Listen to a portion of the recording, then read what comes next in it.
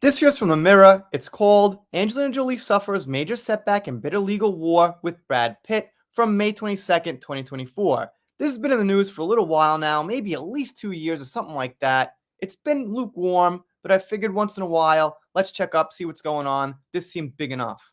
Angelina Jolie suffered a major blow in her legal battle with Brad Pitt over the Château Miraval winery they co-owned. If I'm saying that right, apologies if I'm not. The Hollywood pair continued to war over Jolie's decision to sell her stake in the €400 million business to Russian billionaire Yuri Shefler in October 2021. I think that's euros.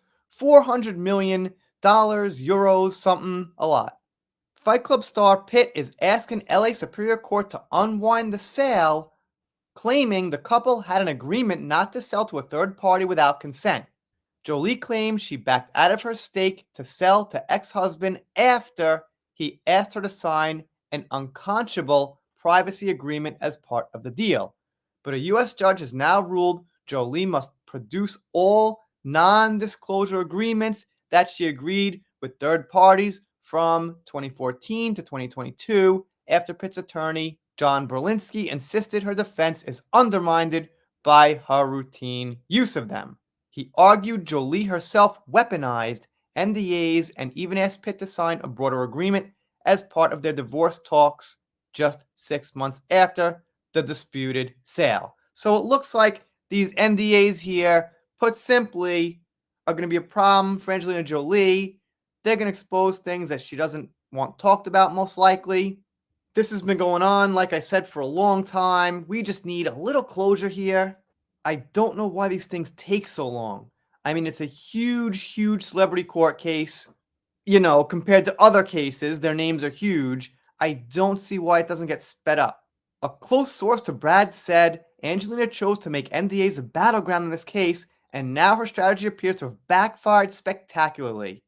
Her defense has been exposed as a house of cards, and she will now have to provide details of all the NDAs she's demanded of third parties. There's no question it's a huge setback for her. There's a long way to go, but in the context of the case so far, this is a hugely important and far-reaching ruling which will be problematic for her defense. Here's the thing I don't get. Okay, so places like The Mirror, Rolling Stone, Variety, whoever, when they talk about Johnny and Amber, it's always like they've got some kind of clear idea exactly who's right and who's wrong and who's the good guy, who's the bad guy. When they talk about Angelina and Brad, it's just like they give the facts. They don't really say too much negativity about either one. They're just kind of telling it like it is. And it just kind of keeps the news lukewarm. You don't see this a big deal, even though the big celebrities. I think it's because of the wording, because of the way the media frames it is just like, well, this is going on. We'll see who wins legally. Or when they talk about Manson, they've got their big opinion, how he's the big bad wolf and all these accusations and all this stuff. When here, it's just like, you know, Brad said this, Angelina said this, let's see who wins. Just seems like the attitude is different. And they say the judge dismissed Angelina Jolie's objections and that her NDAs had no relevance.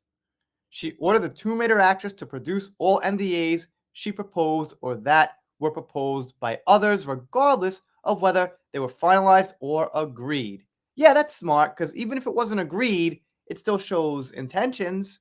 And by the way, we've got another woman judge, for whatever that means. I guess it's a good thing, because there's a crowd saying, well, you know, there's sexism and all that kind of thing. So if it's a woman judge, well, yeah, I kind of like that. I mean, it's kind of exposing of people in that camp, because, like, whatever it is, it's going to be some kind of problem with the judge. Like in Virginia with Johnny and Amber, if it was a man, you know, no doubt they'd be saying, well, he's sexist against Amber or whatever it is. If it's a woman, they're still going to say what they're going to say about her for whatever reason. She's not on Amber's side. She likes Johnny or whatever they're going to say. But having said that, if it's a woman, I think they've got less ground to stand on. I mean, theoretically, from their opinion. And then Angelina Jolie said that if those people testified confirming info from the NDA, she would sue them. So it's like everybody just sue everybody for whatever comes up. Any little thing that happens, whatever it is, just sue, sue, sue. Go through your whole life suing, suing, suing. All right. So that's about it. Figured I'd pitch in here once in a while. I just want to see who wins this damn thing already. They've also got that other case about where how Brad allegedly abused her and their son on a plane. So we shall see. Let me know what you think in the comments. If you're not subscribed here, consider it. If you don't, I'll be sad, but I'll get over it. See you next time.